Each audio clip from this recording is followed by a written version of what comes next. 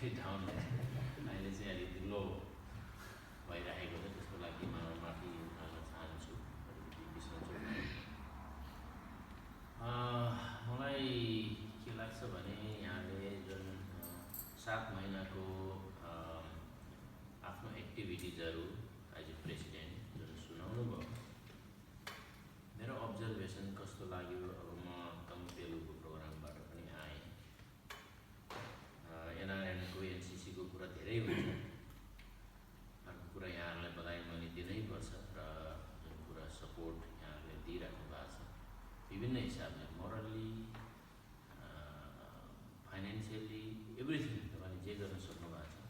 मेरो कार्यकाल, मेरो नेतृत्व एनआरएनमा त्यसको सफलताको लागि यहाँहरूले गर्नुभएको लास्ट 4 वर्षमा गर्नुभएको एभ्री कन्ट्रिब्युसनको एप्रिसिएसन दिन म यहाँ आउन पाएँ। मेरो कार्यकाल सकिनुभन्दा अगाडि त्यसमा म एकदमै खुसी छु। र मेजर इभेन्ट नेपाली मेला जहिले मैले एटेन्ड गर्नै पर्छ भन्ने मेरो थियो, अनि त्यो उद्देश्य पनि पुरा भयो।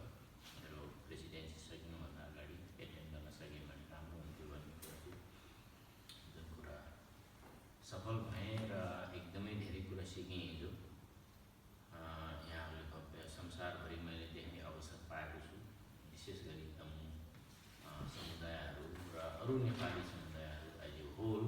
म विभिन्न नाउँले नेपाली मेला, नेपाल फेस्टिभल भन्ने हिसाबले नेपाली कला, culture, tourism promotion, food, everything tradition जुन चाहिँ डिस्प्ले गरिराखेको छ विभिन्न कम्युनिटीले, त्यसमा यहाँहरूले गर्नुभएको नेपाली मेलाको विशेषता छ। यसमा यस्तो किसिमको भव्यता, विशेष गरी गुरुङ कल्चरको हामीले जुन डिस्प्ले गरेका छौँ त्यो चाहिँ कहीँ पनि छैन संसारभरि। हुन पनि अब यहाँ 40,000 हामीहरू छौँ, हामीले त्यो गर्न सक्नुपर्छ, गरिराख्नु भएको छ। अझ त्यसमा कसरी इम्प्रुभ गर्न सकिन्छ त्यो जहिले पनि यहाँहरूले प्रयास गरिराख्नु भएकै छ। तर मैले अब्जर्भेसन गरेको कुरामा चाहिँ अब नेक्स्ट 30-40 वर्षमा अथवा 20-30 वर्षमा तपाईँ हाम्रो जेनेरेसनबाट अर्को जेनेरेसनले त्यसलाई कसरी लिएर जान्छ त भन्ने कुरा अलिक चिन्ताको विषय जस्तो लाग्यो। युथको पार्टिसिपेसन अलिक कम भयो कि जस्तो मलाई लाग्यो। त्यो 20-30 वर्षपछिको जेनेरेसनले पनि त्यो घाँटो नाच्ला, त्यो जुन रियल घाँटोकै गीत थियो कि जस्तो लाग्छ मलाई। त्यो गीत भन्न मिल्छ कि मिल्दैन, होइन? अनि त्यो जे डिस्प्ले गरेको सबै नेचुरल थियो, त्यो छ। त्यसलाई कसरी कन्टिन्युटी दिने त हामीले भन्ने कुरो चिन्ताको विषय हामी सबैको हुनुपर्छ। इम्प्रुभ कसरी गर्ने र त्यो ओरिजिनालिटीलाई कसरी राख्नु छ त्यसलाई भन्दाखेरि मैले एउटासँग भनेको थिएँ कि ओरिजिनल रुटमा गएर जुन हाम्रो गाउँघरमा भएको कुरालाई प्रिजर्भ राख्ने हाम्रो जिम्मेवारी हो, यहाँ बस्दै गर्दाखेरि पनि नेपालप्रति, नेपालमा। ताकि त्यो हामीले जहिले पनि त्यहाँबाट इम्पोर्ट गर्न सकिरहोस् र यहाँ कसरी प्रिजर्भ गर्ने र त्यो नयाँ कम्युनिटी हुँदै जाँदाखेरि, आफ्नै किसिमको कम्युनिटी हुँदै जाँदाखेरि।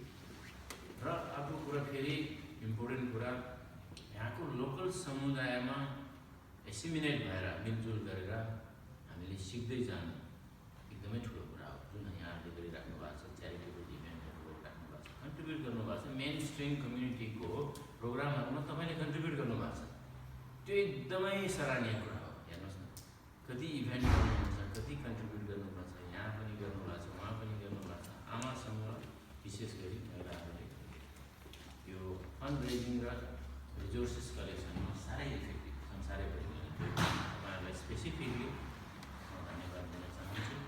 र महिलालाई इम्पावर गर्ने र युथलाई इन्गेज गर्ने दुईवटा कुरामा हामी फोकस हुनुपर्छ मलाई लाग्छ। र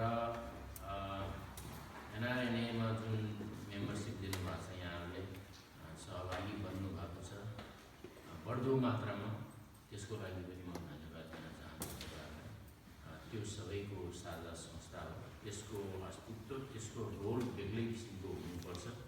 अल्दो जस्तो सेपमा हुनुपर्ने हो हामी प्रोग्रेसिभली जाँदैछौँ। मैले फ्यु आइडियाजहरू टिप्सहरू पनि दिएको छ, एजेन्डाहरू ल्याएको छौँ। त्यो अगाडि कसरी जान्छ भन्ने कुरा अब आउने नेतृत्वले नै गर्ला।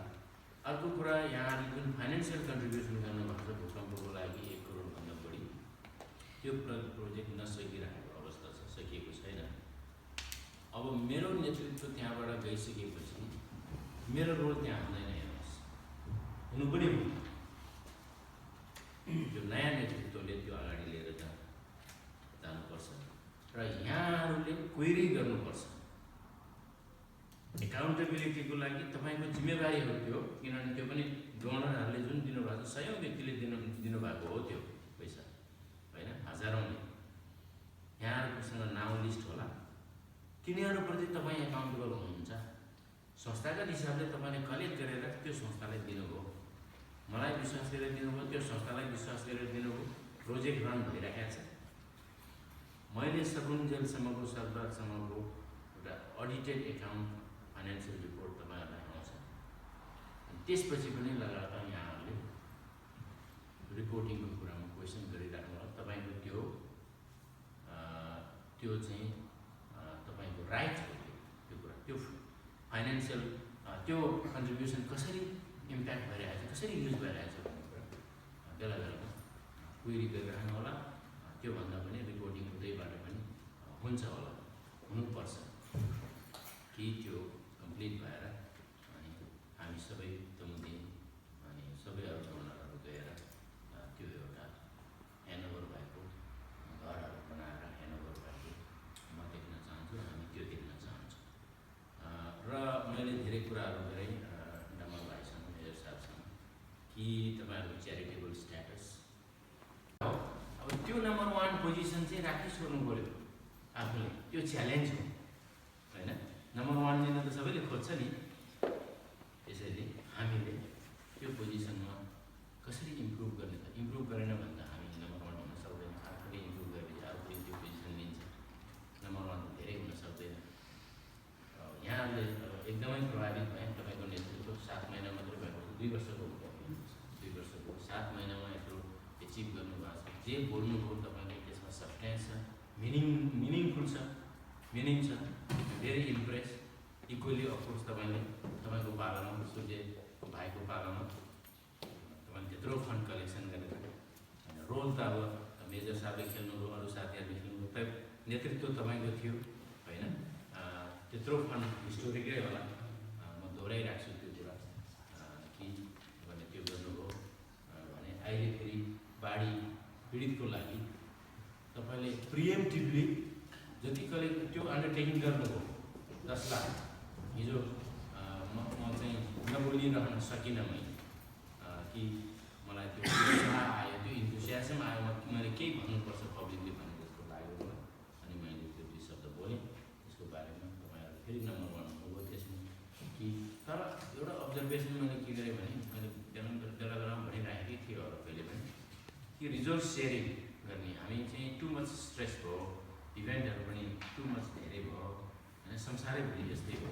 अर्थात् एकदम उसमा पेरुसँग पनि मैले उहाँ पनि त्यो कुरा गरेको थिएँ, कहाँ हुन्छ सहकारी हामीले गर्न खोज्नु पऱ्यो। सानो कुराहरूमा पनि पहिले सानोबाट सुरु गरौँ, होइन। अनि डिफ्रेन्सेसहरू कम होस्। आखिरमा हामी तमै हौँ, हामी गुरु नै हो, अझै हो, होइन। गोर्खालीले जस्तो, बारपाकीले जस्तो खले छुट्टै हो भनेर त म भन्नेवाला छैन।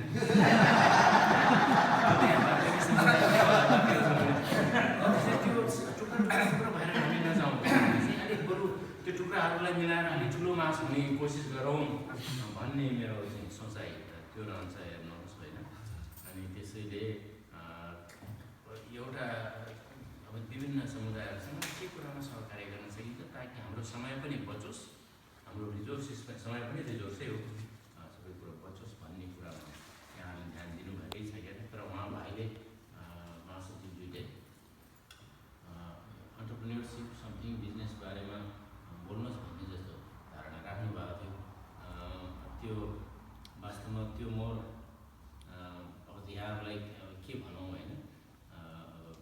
यो धेरै सामाजिक काममै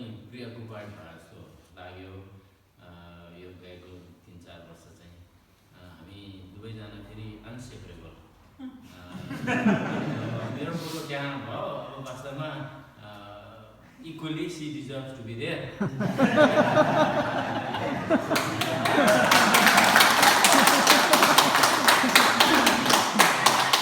जे कन्ट्रिब्युट गरेछ everything take I'm proud of that होइन। म सबैलाई त्यही भन्छु, हामीले त्यो क्यापिटलाइज गर्न सकेका छैन होइन।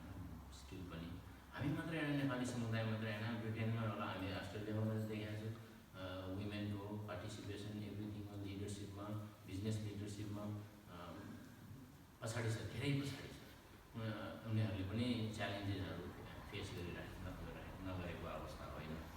तर हाम्रो प्रमुख समाजमा हाम्रो भिजिबिलिटी भनेको हाम्रो वुमेनले गरेरै हो है। हामी त्यसमा प्राउड हुनुपर्छ र त्यो पनि मेन्टेन हामीले गर्नुपर्छ। त्यहाँ कति इम्प्रुभ गर्न सकिन्छ, कहीँ डिस्क्रिपेन्सिजहरू छ भने पर्टिकुलर एरियाजहरूमा हामीले इम्प्रुभ गर्नुपर्छ जस्तो मलाई लाग्छ। र अब मोर्गेज फ्री भइसक्यो भन्नुहुन्छ, which is great news. Again very proud and very pleased to hear that. Project free financial sustainability भन्ने कुरा एकदम इम्पोर्टेन्ट कुरा हो। एभ्रिथिङ तपाईँहरू राइट गर्नुभएको छ। अब I would be very proud to wear this appropriate इभेन्टहरूमा